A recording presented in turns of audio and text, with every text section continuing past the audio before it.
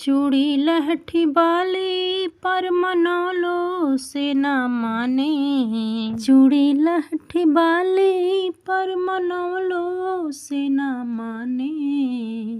का कहीं राजा जी ननदी नेग कंगन मांगे। का कहीं प्रभु जी ननदी नेग कंगन मांगे।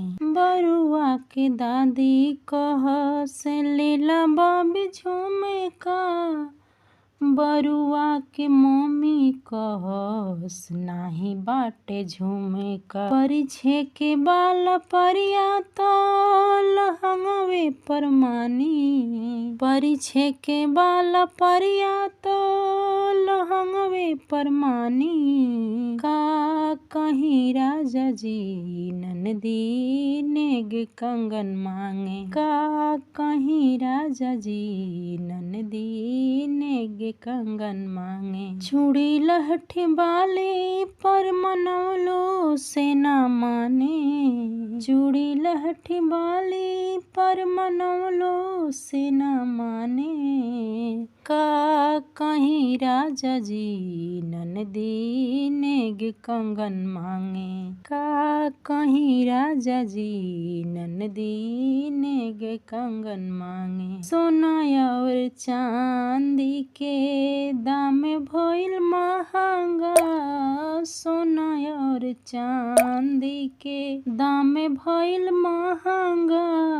हमें ना जननी ननदो करिहे इतना नखरा। करती जनेम प्रभु नैहर के गावे। का कहीं राजा जी ननदी नेग कंगन मांगे। का कहीं राजा जी ननदी नेग कंगन मांगे। चूड़ी लहठी बाली पर मनौलो से ना माने।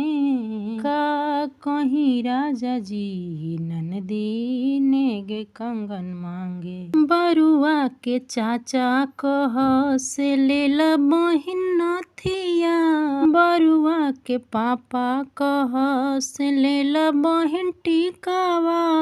बरुआ के चाची कहस नाही बाटे टिकावा। बरुआ के मम्मी कहस नाही बाटे नथिया। करे के बा कजरवा तो पायलवे पर मानी। का कहीं राजा जी ननदी नेग कंगन मांगे। का कहीं राजा जी ननदी नेग कंगन मांगे।